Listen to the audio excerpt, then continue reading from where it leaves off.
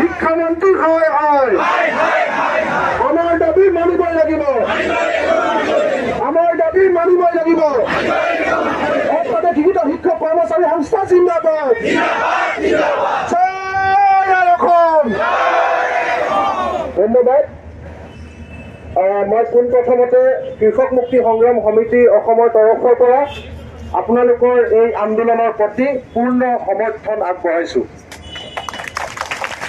মই পোনপ্ৰথমতে আপোনালোকৰ যিকেইজন নেতাই সভাপতি হৰমোহন বৰা ডাঙৰীয়াকে প্ৰমুখ্য কৰি যিকেইজন নেতাই চৰকাৰৰ গভীৰ ষড়যন্ত্ৰত ভেঞ্চাৰ স্কুলৰ শিক্ষকসকলৰ সংগঠনটোক ভাঙি দিয়া, এই ভাঙি দিয়া সংগঠনটোক আজি 19টাকৈ দিনে গুৱাহাটীৰ মাজমজিয়াত অসুখীয়া শৰীৰে অনশনৰ জৰিয়তে আপোনালোকক একত্ৰিত কৰিবৰ কাৰণে সদিয়াৰ পৰা দুবৈলৈকে শিক্ষকসকলক জাগ্ৰত কৰিবৰ কাৰণে যি মহান পদক্ষেপ ল'লে, তাৰ বাবে মই পোনপ্ৰথমতে হৰমোহন বৰা আৰু তেখেতৰ সহযোগী 19জন শিক্ষকক আন্তৰিক ধন্যবাদ আৰু কৃতজ্ঞতা জ্ঞাপন কৰিছো।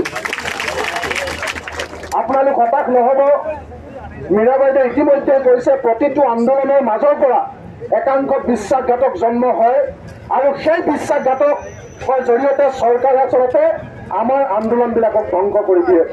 সেই অসম আন্দোলনৰ পৰা আৰম্ভ কৰি খাদ্য আন্দোলন, মাধ্যম আন্দোলন, সৌ শিৰা আন্দোলনলৈকে আটাইবিলাক কথা আপোনালোকে দেখিছে।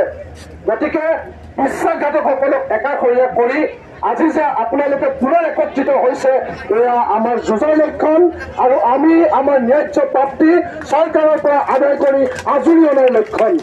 গতিকে এই লক্ষণক এই পদক্ষেপক মই আপোনালোকক আন্তৰিকতাৰে ধন্যবাদ জনাইছো।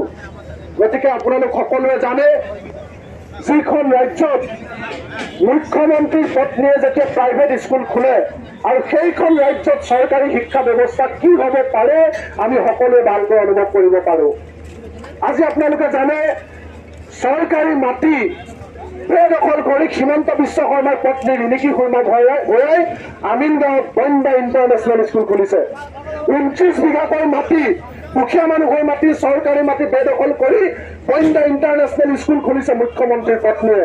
আৰু সেই মুখ্যমন্ত্ৰীৰ দিনত আমাৰ চৰকাৰী শিক্ষা ব্যৱস্থা আৰু কিমান বেয়ালৈ যাব পাৰে আপোনালোকে এবাৰ নিজে কল্পনা কৰক। আমি দেখিছো যে এই অত্যাধিক শিক্ষিত শিক্ষক কৰ্মচাৰীসকলক অধ্যক্ষ সজাব খোজে একাংশ মানুহে।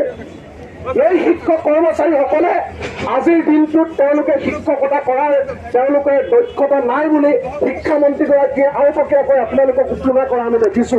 আজি 400জন মানুহে আত্মহত্যা কৰিবলগীয়া হ'ল অসমত ভেঞ্চাৰ শিক্ষক। কিন্তু কোনো এখন চৰকাৰে আজিলৈকে আমাৰ ভেঞ্চাৰ স্কুলৰ সমস্যা সমাধান নকৰিলে। আৰু কোনো এখন চৰকাৰ বুলি কওঁতে আপোনালোকে এজন মানুহৰ নাম মনলৈ আনিবই লাগিব। 15 বছৰতকৈ বেছি সময় শিক্ষামন্ত্ৰীৰ দায়িত্বত আছিল আজি এই মুখ্যমন্ত্ৰী মানুহজন। হিমন্ত বিশ্ব শৰ্মা 15 বছৰতকৈ বেছি অধিক কাল শিক্ষামন্ত্ৰীৰ দায়িত্বত আছিল। তেওঁ যি চৰকাৰে নাথাকক লাগিলে আমি সকলোৱে জানো, তেওঁক নুশুনাকৈ এখিলা গছৰ পাত লৰা নাছিল। সেই সময়ত তেওঁ ইমানেই প্ৰবল প্ৰতাপী মন্ত্ৰী আছিল। কেৱল শিক্ষামন্ত্ৰী নাছিল, তেওঁক নুশুনাকৈ এখিলা গছৰ পাত লৰা নাছিল, এনেকুৱা এজন প্ৰভাৱশালী প্ৰতাপী মন্ত্ৰী আছিলে।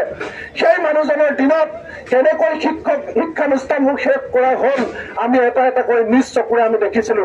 গতিকে তাৰপিছত এতিয়া তেওঁ আহি যত দুখ নন্দ ঘোষ নিচিনাকৈ গোটেই ব্যৰ্থতাৰ কাৰণে শিক্ষক সমাজক জগৰীয়া বনাব বিচাৰে, হয়নে নহয়? যত দুখ নন্দ ঘোষ নিচিনাকৈ কেৱল শিক্ষকসকলক অপমান কৰিব বিচাৰে। ৰাজহুৱাকে সংবাদ মাধ্যমৰ সন্মুখত আহি শিক্ষকবিলাকক অপমান কৰে। শিক্ষকসকলক মূৰত মাল নাই বুলি তেওঁ তুচ্ছ তাচ্ছিল্য কৰে। শিক্ষকসকলক ৰাজহুৱাকে অপমান কৰে। সেইজন মানুহৰ দিনতে গোটেই শিক্ষা ব্যৱস্থাটো শেষ হৈ গ'ল। সেই কথাটো সকলোৱে ভালকৈ মনত ৰখা উচিত।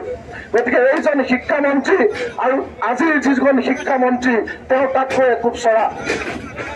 আজিৰ যিগৰাকী শিক্ষামন্ত্ৰী ৰমেশ পেগু ডাঙৰীয়া, তেওঁৰ লগত কথাও পাতিব নোৱাৰে। পৃথিৱীৰ আটাইতকৈ ডাঙৰ পণ্ডিতজন যেন তেওঁ এনেকুৱা তেওঁ এটিটিউড, হয়নে নহয়? তেওঁ বডি লেংগুৱেজ চাবচোন, পৃথিৱীত তেওঁতকৈ যেন জনা মানুহ নাই।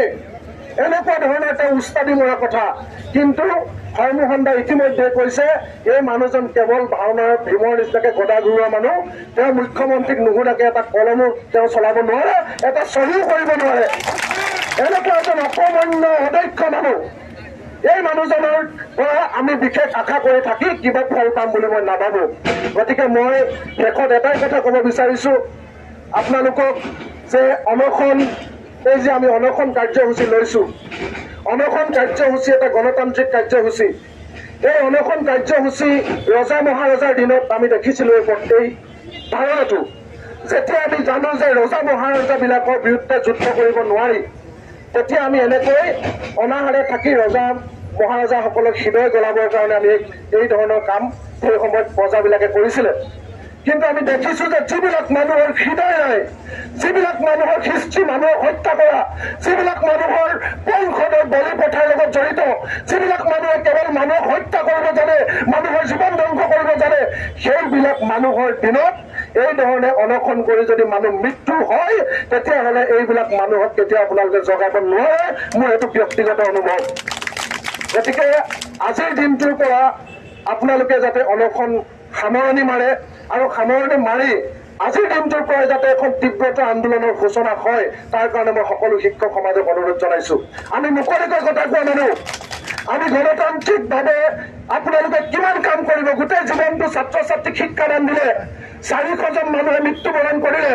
গোটেই জীৱনটো শিক্ষাদান কৰি আজি এই কাৰ্যসূচীলৈ বহু মানুহ ছাগলী বিক্ৰী কৰি আহিব লগা হৈছে, বহু মানুহে মুৰ্গী হাঁহ বিক্ৰী কৰি আহিব লগা হৈছে। তাৰপিছত 19টাকৈ দিন ইয়াত পৰি হস্পিটেলাইজ হোৱাৰ পিছতো শিক্ষামন্ত্ৰী মুখ্যমন্ত্ৰী গা নলৰিল। তাৰপিছত আৰু আপোনালোকে নাভাবিব যে আপোনালোকে মৃত্যু হলেও যে এইখন চৰকাৰ গা লৰিব, কাৰণ তেওঁলোকৰ কোনো হৃদয় বা অন্তৰ বোলা বস্তু নাই। গতিকে মই আপোনালোকক অনুৰোধ জনাইছো, আমি আপোনালোকৰ লগত সদায় আছো।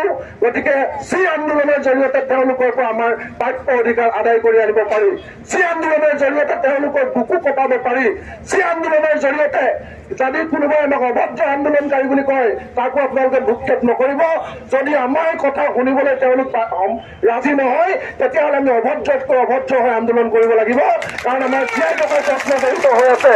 গতিকে নোখোৱাকৈ আমি যাতে ইয়াত থাকি আমাক নিজকে আমি শেষ কৰি নিদিওঁ, তাৰ কাৰণে মই আপোনালোকলৈ বিনম্ৰভাৱে অনুৰোধ জনাইছো। আৰু আজিৰ পৰাই পুনৰ এখন তীব্ৰ চৰকাৰ কঁপি যোৱা, হিমন্ত বিশ্ব শৰ্মাৰ বুকু কঁপি যোৱা এখন আন্দোলনৰ সূচনা কৰিবৰ কাৰণে আপোনালোকক আহ্বান জনাই মোৰ চমুপক্ষে সামৰণি মাৰিছো। ধন্যবাদ। ইনকিলাব জিন্দাবাদ।